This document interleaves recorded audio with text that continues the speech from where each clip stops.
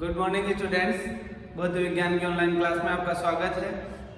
अपना जो पाठ चल रहा था वो था प्रकाश की प्रकृति, जो 3 भागों में बटा हुआ था: व्यतिकरण, विवर्तन और ध्रुवण। व्यतिकरण और विवर्तन पिछली क्लास में अपन ने पढ़ लिया है। आज की क्लास में अपन शुरू करने जा रहे हैं ध्रुवण। देखिए, प्रकाश का ध्रुवण, पोलराइजेशन ऑफ लाइट। प्रकाश का ध्रुवण क्या होता है? इससे पहले अपन पढ़े प्रकाश की जो तरंग है वो किस property की होती है, किस प्रकार से वो संचरण करती है। तो देखिए, प्रकाश तरंग जो है, प्रकाश तरंग विद्युत चुंबकीय तरंग होती है। प्रकाश तरंग जो है वो विद्युत चुंबकीय तरंग होती है। यानी प्रकाश तरंग में जो है विद्युतीय क्षेत्र सदिश और चुंबकीय क्षेत्र सदिश दोनों विद्यमान होते हैं। दोनों की ऊर्जा विद्यमान होती है।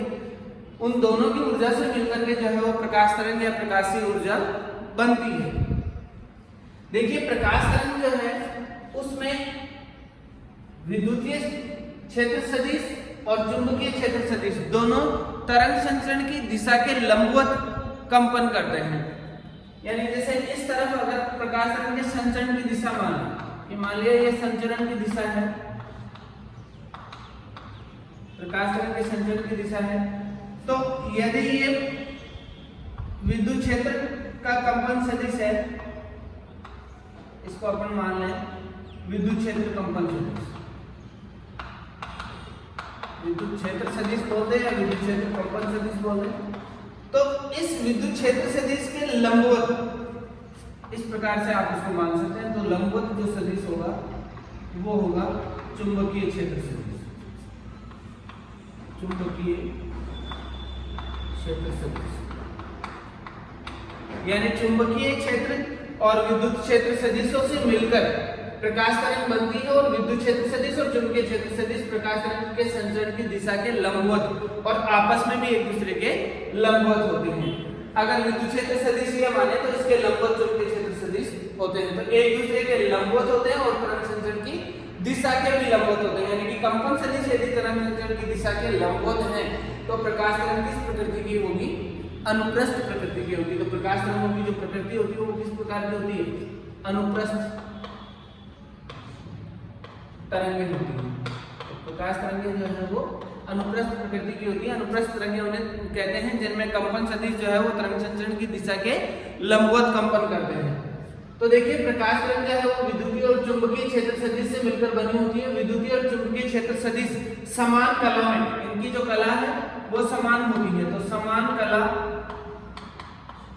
कला में एक दूसरे के लंबवत तरंग संचरण की दिशा के लंबवत होते हैं। यानी अगर आप तरंग संचरण की दिशा ये मान रहे हैं तो ये चुंबकीय सदिश, ये विद्युत सदिश मान लो, तो इसके लंबवत ये चुंबकीय सदिश होगा। तो दोनों एक दूसरे के लंबवत होते हैं और साथ में तरंग संचरण की दिशा के भी लंबवत होते हैं। तो इस प्रकार जो है प्रकाश तरंग इस तरह से मिलकर बनी होती है। विद्युत चुंबकीय तरंग जो है इनका जो विद्युत चुंबकीय तरंगें जो है इनमें विद्युत क्षेत्र सदिश जो है वो सभी प्रकाशीय घटनाओं के लिए उत्तरदायी होता है। सभी प्रकाशीय घटनाओं के लिए विद्युत क्षेत्र सदिश उत्तरदायी होता है। इसलिए विद्युत क्षेत्र को जो है प्रकाशीय सदिश भी बोलते हैं। विद्युत क्षेत्र सदिश को जो है वो प्रकाशीय सदिश भी बोलते हैं। क्यों बोलते हैं? क्योंकि जितनी भी प्रकाशीय घटनाएं होती हैं उनके लिए मूल रूप से उत्तरदायी विद्युत क्षेत्र सदिश होता है। इसलिए चुंबकीय क्षेत्र सदिश को जो है अधिकतर काम, जब बोर्ड पर तरंग को बनाएंगे तो चुंबकीय क्षेत्र सदिश को काम में भी नहीं लेते हैं, क्योंकि सभी घटनाओं में जो है उत्तरदायी चुंबकीय क्षेत्र विद्युत क्षेत्र सदिश होता है और इसको चुंबकीय प्रकाशीय सदिश भी बोला जाता है। तो ये है प्रकाश तरंग, जिसके बारे में हमने पढ़ा। अब देखते हैं ध्रुवण क्या होता है और किस प्रकार से जो है एक प्रकाश तरंग को ध्रुवित प्रकाश तरंग में परिवर्तित किया जाता है। तो देखो, ये तो अपन ने देखा कि प्रकाश तरंग में कंपन सदिश जो है वो तरंग संचरण की दिशा के लंबवत होते हैं। मान लो ये तरंग संचरण की दिशा है, तरंग संचरण की दिशा। अब इस तरंग संचरण की दिशा के लंबवत प्रकाशीय कंपन सदिश, प्रकाशीय सदिश जो है वो कंपन करते हैं। ठीक है। अब वो कंपन जो है, अगर आपका प्रकाश अद्वितीय है, अगर प्रकाश अद्वितीय है तो वो कंपन जो है वो तरंग संचरण की दिशा के लंबवत हर संभव दिशा में कंपन करता है। यानी कि ये कंपन इस तरह से भी होगा और तल के लंबवत भी होगा। अगर तरंग संचरण की दिशा जो है वो बोर्ड के तल में दर्शानुसार है, बोर्ड के तल में तरंग संचरित कर रही है, तो अद्वितीय प्रकाश को आप कुछ इस तरह से देख सकते हैं।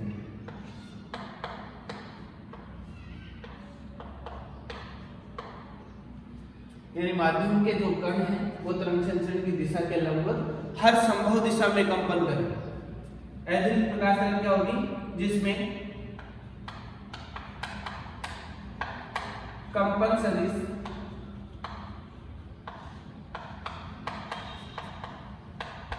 हर संभव दिशा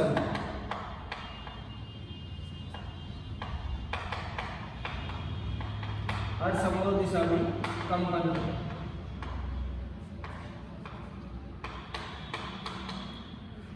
देखो अद्वितीय प्रकाश किसे कहेंगे, ऐसा प्रकाश जिसमें प्रकाशीय कंपन सदिश तरंग संचरण की दिशा के लंबवत हर संभव दिशा में कंपन करे।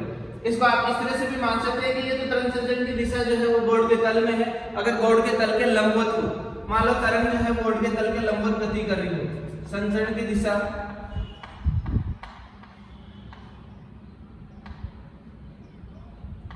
तल के लंबवत हो। अगर तरंग के संचरण की दिशा तल पे लंबवत हो तो आप इसके जो कंपन सदिश है उनको इस तरह से दर्शा सकते हैं।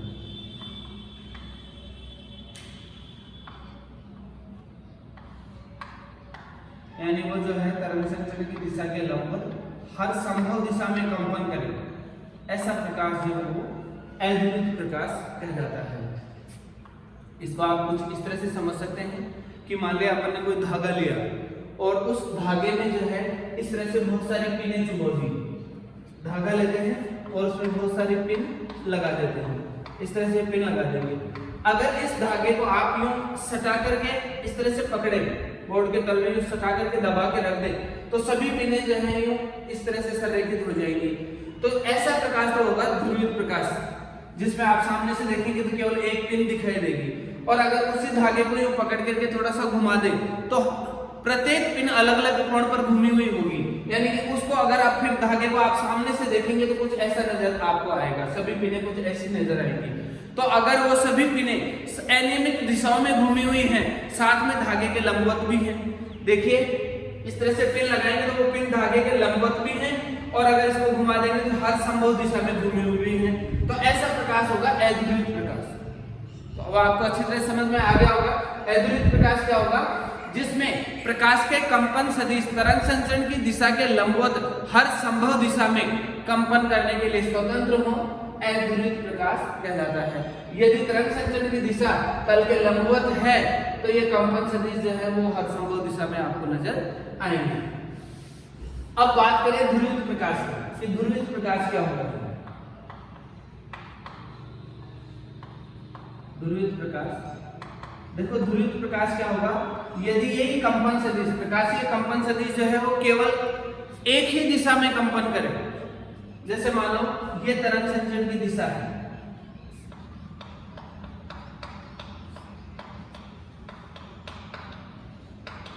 ये तरंग संचरण की दिशा है, और माध्यम के प्रकाशीय कंपन सदिशों की अगर बात करें तो वो केवल एक ही दिशा में कंपन करे, उनका कंपन जो है सभी का एक ही दिशा में हो। तो ऐसा जो प्रकाश होगा वो क्या कहलाएगा, ध्रुवित प्रकाश कहलाएगा। ऐसा प्रकाश ध्रुवित प्रकाश कहलाएगा। तो ये तो अपन ने डायग्राम बनाया था, तरंग संचरण की दिशा किस तरफ हो, बोर्ड के तल में हो। अगर तल के लंबवत हो, यदि तल के लंबवत हो, लंबवत दिशा में हो तो मान लीजिए जैसे तरंग जो है वो बोर्ड के तल के लंबवत इस तरह से कंपन गति कर रही है, गति संचरित हो रही है, तो इसमें केवल एक ही कंपन सदिश अपने को दिखाई देती है। यूं बात करें अपन की, जैसे सभी पिनों को, जैसे मान लो धागे में पिनें लगा दे और सभी पिनों को यूं धागे को सटा करके रख दे बोर्ड के तल में, तो सभी पिनें जो है वो बोर्ड के तल के समांतर हो जाएगी। तो वो जो स्थिति है वो एक प्रकार से ध्रुवित प्रकाश की है। यानी कि आप कंपन सदिशों को देखेंगे तो सभी कंपन सदिश जो है वो केवल एक ही दिशा में कंपन करेंगे। तो अगर तरंग के संचरण की दिशा बोर्ड के तल के लंबवत है तो कंपन सदिश अपने को केवल एक दिखाई देगा, क्योंकि बाकी के सभी इसी दिशा में हैं तो वो दिखाई नहीं देंगे। या आप यूं कहें कि प्रेयर में जब सीधी लाइनें लगाई जाती हैं तो सामने से केवल एक लड़का दिखाई देता है, बाकी सभी लड़के उसके पीछे सीधी लाइन में होते हैं। तो ऐसा ही कुछ कंपन सदिशों का होता है, बिल्कुल स्ट्रेट सीधी लाइन में सभी कंपन सदिश एक ही दिशा में कंपन करें तरंग संचरण की दिशा के लंबवत, तो ऐसा प्रकाश जो है वो क्या कहलाता है, ध्रुवित प्रकाश। और हर संभव दिशा में कंपन करे तरंग संचरण की दिशा के लंबवत, तो ऐसा प्रकाश कहलाता है अध्रुवित प्रकाश। तो ये है ध्रुवित और अध्रुवित प्रकाश। सामान्य जो प्रकाश होता है स्रोत से जो निकलता है वो अध्रुवित प्रकाश होता है, उसे अलग अलग विधियों के द्वारा जो है वो ध्रुवित प्रकाश में परिवर्तित किया जाता है। अब इसमें दो तल परिभाषित किए होते हैं प्रकाश में ध्रुवित प्रकाश करने के लिए, एक तो होता है कंपन तल और एक होता है ध्रुवण तल। अब वो देख लेते हैं कंपन तल किसे कहेंगे और ध्रुवण तल किसे कहेंगे। ये दोनों तल जो है वो एक दूसरे के लंबवत होते हैं। कंपन तल और ध्रुवण तल दोनों एक दूसरे के लंबवत होते हैं। मान लिया जैसे आपकी कोई ध्रुवित प्रकाश करना है,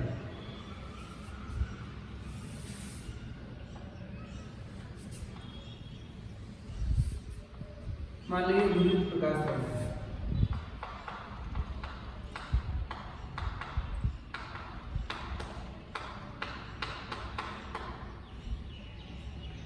और ये इसमें सदिश प्रकाशीय सदिश जो है वो कंपन कर रहे हैं इस तल में। तो ये जो प्रकाशीय सदिश है वो किस तल में कंपन कर रहे हैं, जिस तल अपने बोर्ड के तल में, बोर्ड के तल में जो है एक सदिश कंपन कर रहे हैं।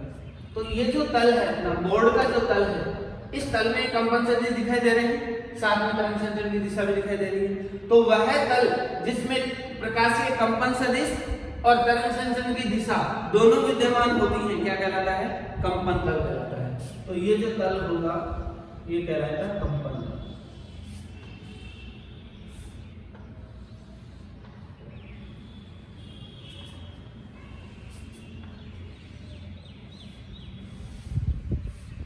इसे कहेंगे कंपन।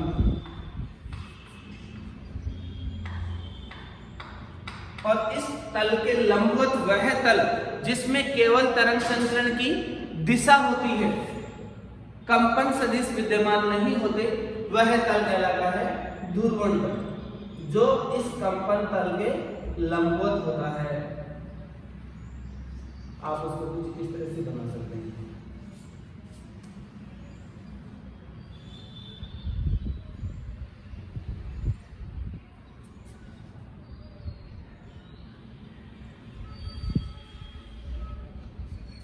तो इन दोनों तलों के मध्य का जो एंगल होगा वो होगा 90 डिग्री।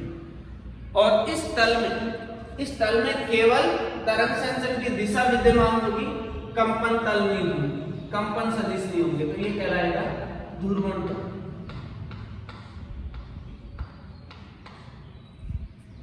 देखिए ध्रुवण तल और कंपन तल दोनों एक दूसरे के लंबवत होते हैं। ध्रुवण तल वह तल होता है जिसमें केवल तरंग संचरण की दिशा विद्यमान होती है, कंपन सदिश विद्यमान नहीं होते। और कंपन तल वह तल होता है जिसमें तरंग संचरण की दिशा व तरंग के प्रकाशीय कंपन सदिश दोनों विद्यमान होते हैं, वह तल क्या कहलाता है, कंपन तल कहलाता है। तो ध्रुवित प्रकाश तल के लिए कंपन तल व ध्रुवण तल दो तल परिभाषित किए हुए होते हैं, जिनको आप इस तरह से समझ सकते हैं। और दोनों तलों के मध्य का जो कोण है वो कितने डिग्री का होगा, 90 डिग्री का होगा। दोनों एक दूसरे के लंबवत, यानी कि आप इस तल को इस तरह से समझ सकते हैं। एक तो आपका बोर्ड वाला तल है और एक ये तल है, ये वाला तल, जिसमें केवल तरंग संचरण की दिशा आएगी, ये कंपन सदिश नहीं होगी, यहाँ है भी नहीं इस तल में।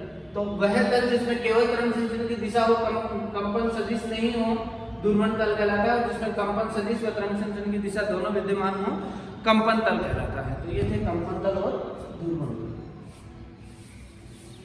अब देखो आगे आता है कि किसी अध्रुवित प्रकाश को आप किस प्रकार से ध्रुवित प्रकाश में परिवर्तित कर सकते हैं, यानी अध्रुवित प्रकाश को ध्रुवित प्रकाश में परिवर्तित करने की विधि। 4-5 विधियां हैं। तो आज अपन सबसे पहली विधि पढ़ेंगे कौन सी विधि? परावर्तन द्वारा ध्रुवित प्रकाश प्राप्त करना। देखिए ध्रुवित प्रकाश प्राप्त करने की विधि, उनमें सबसे पहले ध्रुवित प्रकाश प्राप्त करना, ध्रुवित प्रकाश प्राप्त करना। उसमें सबसे पहले है परावर्तन द्वारा ध्रुवित प्रकाश प्राप्त करना। तो पहली जो विधि है वो है परावर्तन द्वारा ध्रुवित प्रकाश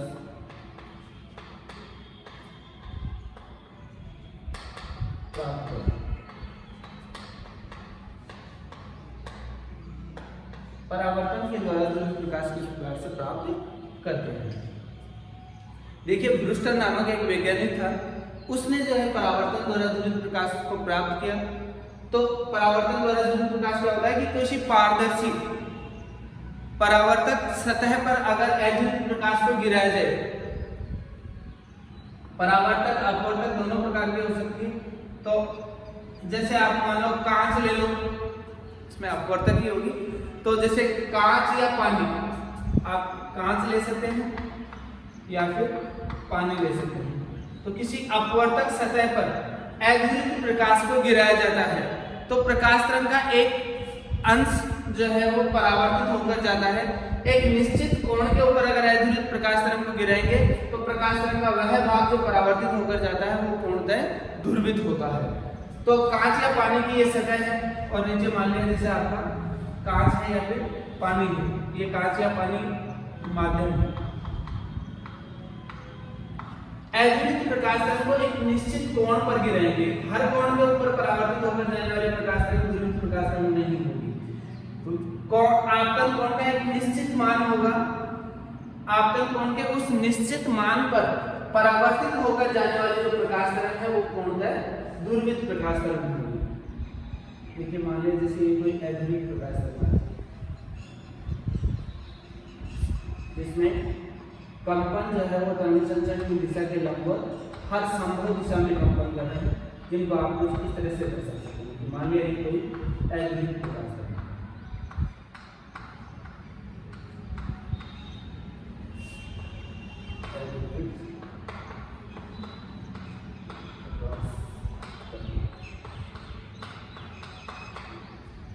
यह अध्रुवित प्रकाश तरंग एक निश्चित कोण पर आपतित होती है और यदि परावर्तित भाग ध्रुवित है तो उस निश्चित कोण को क्या कहेंगे?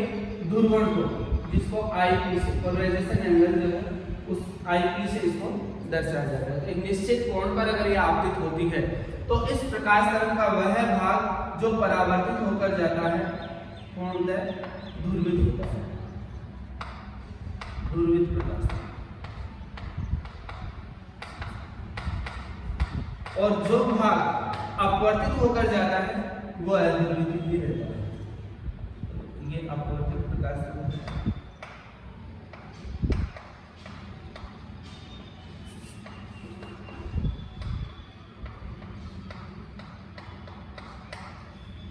तो देखो ये अध्रुवित होगी, इसके कंपन सदिश जो है वो तरंग संचरण की दिशा के लंबवत हर संभव दिशा में कंपन करेंगे, लेकिन तरंग का वह अंश जो परावर्तित होकर चला गया है वो पूर्णतः ध्रुवित होता है।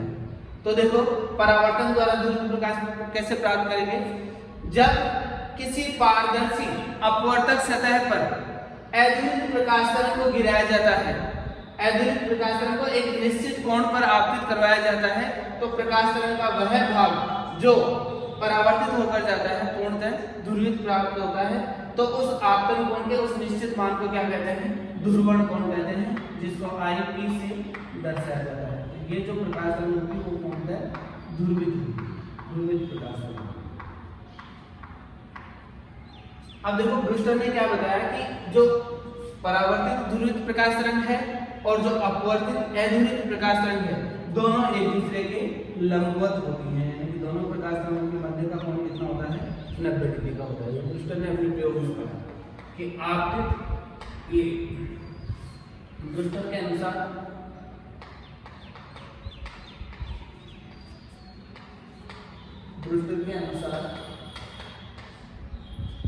ध्रुवित परावर्तित ध्रुवित परावर्तित तरंग व अध्रुवित अपवर्तित तरंग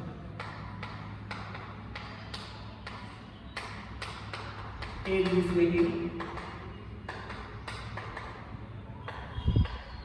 लंबवत होती है। इसको ब्रूस्टर का नियम भी बोलते हैं।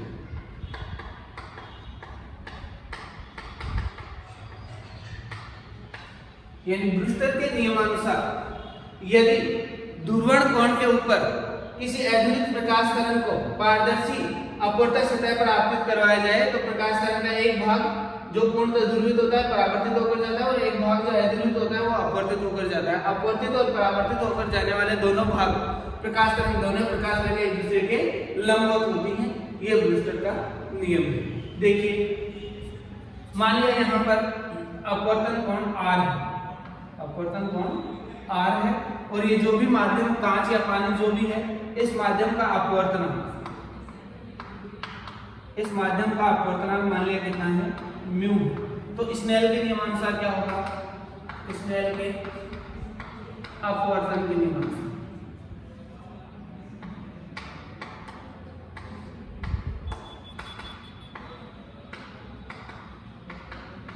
स्नेल के अपवर्तन के नियमानुसार क्या होगा, आपतन कोण और अपवर्तन कोण की ज्याओं का अनुपात माध्यम के सापेक्ष अपवर्तनांक के बराबर होता है। तो आप लिख सकते हैं म्यू बराबर sine i p upon sine are.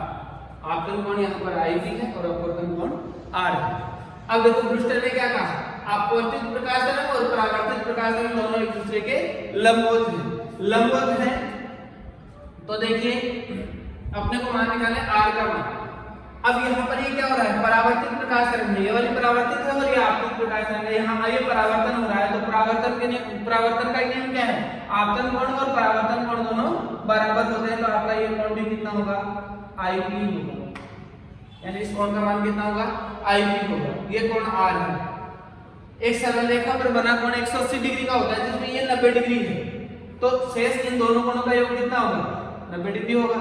ये आप कह सकते हैं यहाँ पर थोड़ा सा अलग से ले लें तो r plus I P plus 90 बराबर एक सरल रेखा पर बना कोण है 180 आ जाएगा, यानी कि r प्लस आई पी बराबर 90। तो r बराबर क्या आ जाएगा, 90 माइनस आई पी। यानी आप कोण r का मान रखें तो कोण अपवर्तन कोण r का मान जो है आपतन कोण के पदों में किस प्रकार से आ जाएगा, अपवर्तन कोण r बराबर 90 माइनस आई पी ध्रुवण कोण।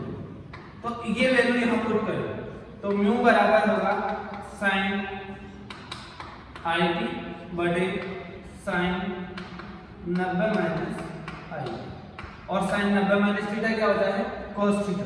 तो इसको लिख देंगे म्यू बराबर साइन आई पी बटे cos आई, और साइन आई पी बटे cos आई पी क्या हो जाएगा, tan आई पी। तो म्यू बराबर जो है वो आ जाएगा आपके पास tan आई पी। ये ब्रूस्टर का नियम है जिसको आप एक समीकरण के पदों में व्यक्त कर सकते हैं।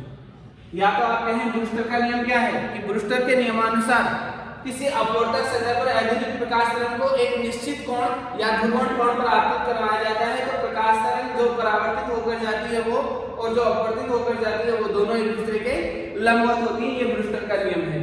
या फिर आप कह सकते हैं कि ब्रूस्टर के नियमानुसार किसी ध्रुवण कोण पर किसी अध्रुवित प्रकाश तरंग को अपवर्तक सतह पर आपतित करवाया जाता है तो उस स्थिति में माध्यम का अपवर्तनांक ध्रुवण कोण के स्पष्ट ज्या के बराबर होता है, यानी म्यू बराबर tan आई पी। तो आप ब्रूस्टर का नियम ये भी लिख सकते हैं और फिर ये भी लिख सकते हैं। और इस प्रकार से जो है वो अध्रुवित प्रकाश तरंग से ध्रुवित प्रकाश तरंग प्राप्त की जाती है। तो ये विधि कहलाती है परावर्तन द्वारा ध्रुवित प्रकाश प्राप्त करना। जब किसी अपवर्तक सतह पर अपवर्तक पारदर्शी सतह पर अध्रुवित प्रकाश तरंग को ध्रुवण कोण पर आपतित करवाया जाता है। ध्रुवण कोण किसे कहेंगे, ध्रुवण कोण किसे कहेंगे, पारदर्शी अपवर्तक सतह पर अधूरित प्रकाश तरंग को एक ऐसे कोण पर आपतित करवाया जाए कि परावर्तित होकर जाने वाले प्रकाश तरंग दूरवित हो, तो आपतन कोण का वह मान क्या कहलाता है? ध्रुवण कोण कहलाता है। तो ध्रुवण कोण पर अधूरित प्रकाश तरंग को आपतित करवाया जाता है तो परावर्तित होकर जाने वाले प्रकाश तरंग जो है वो पूर्णतः दूरवित होती है। ये था परावर्तन द्वारा दूरवित प्रकाश प्राप्त करना। अब दूसरी जो विधि है दूरवित प्रकाश प्राप्त करने की वो है अपवर्तन। अपवर्तन द्वारा दूरवित प्रकाश प्राप्त करें। दूसरी जो विधि है दूरवित प्रकाश प्राप्त करने की वो है अपवर्तन द्वारा दूरवित प्रकाश प्राप्त करना। तो देखो अपवर्तन द्वारा दूरवित प्रकाश कैसे प्राप्त करते हैं। तो अपवर्तन वाली जो विधि है उसमें यही आपके ब्रूस्टर का नियम ही लगता है और इसी प्रकार से जो है दूरवित प्रकाश प्राप्त किया जाता है। इसमें आपने केवल एक सतह पर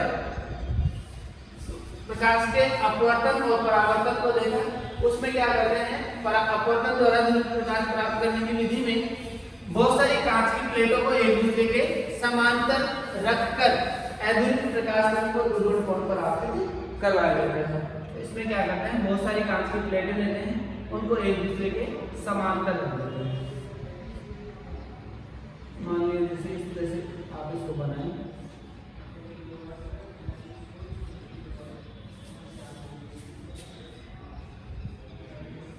कि कोई कांच की प्लेट है,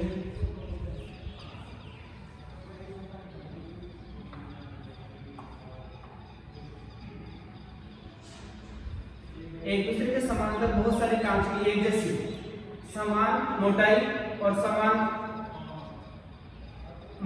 पदार्थ की जो है बहुत सारी कांच की प्लेटें एक दूसरे के समांतर रखी है और फिर इन कांच की प्लेटों के ऊपर जो है वो अधूरित प्रकाश तरंग को आपतित करवाया जाता है ध्रुवण कोण।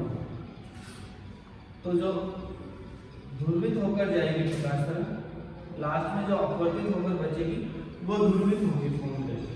तो देखते हैं इस प्रकार से जो है वो अधूरित प्रकाश तरंग ध्रुवित प्रकाश तरंग दिखती है।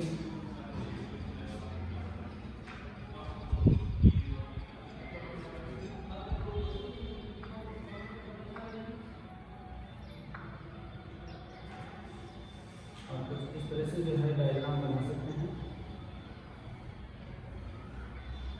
ये समान माध्यम की बहुत सारी कांच की प्लेटें हैं जो एक दूसरे के समांतर रखी हैं।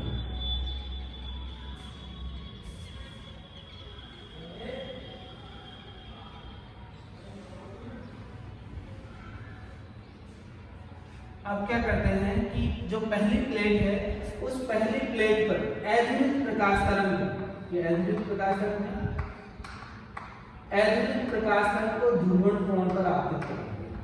ये अधूरित प्रकाश तरंग है, इसको ध्रुवण कोण के ऊपर आपतित करवाते हैं, यानी कि यहाँ विलंब नीचे, तो ये कोण कितना होगा IP, ध्रुवण कोण IP पर आपतित करवाते हैं।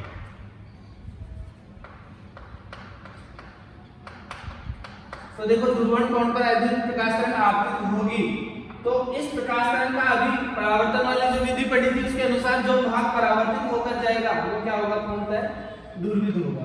तो ये दूरवित प्रकाश तरंग जो है वो परावर्तित होकर जाएगी और अपवर्तित होकर जाएगी वो क्या होगी, अधूरित होगी। तो इसमें कंपल्सरी दोनों तरफ के विद्यमान होंगे। यहाँ पर फिर जो है दूसरी कांच की सतह से आकर टकराएगी अधूरित प्रकाश तरंग, तो फिर से इसका जो भाग परावर्तित होकर जाएगा वो दूरवित होगा। तो इस तरह से जो है बार बार परावर्तनों द्वारा प्रकाश तरंग के कंपन सदिश जो है वो अलग होते जाते हैं, छनते जाते हैं और अलग होकर के लास्ट में जो प्रकाश तरंग बचती है जो अपवर्तित होकर जाती है वो भी जो है वो पूर्णतः ध्रुवित अपने को प्राप्त होती है। इस तरह से ये धीरे धीरे जो है वो ध्रुवित होती जाती है प्रकाश तरंग और इसके जो परावर्तित होकर जाने वाला अंश है तो वो पूर्णतः ध्रुवित होगा और अंत में ऐसी स्थिति आएगी कि आपके जो अपवर्तित होकर जाने वाले प्रकाश तरंग है वो भी पूर्णतः क्या होगी,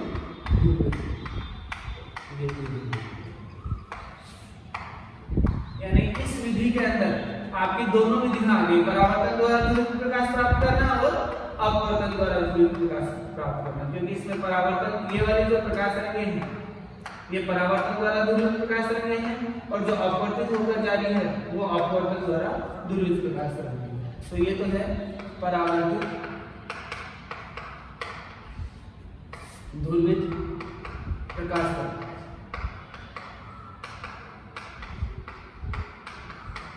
और ये है अपवर्तित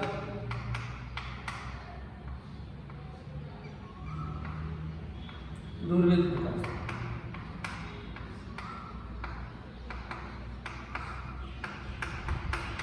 और ये है अध्रुवित अध्रुवित प्रकाश।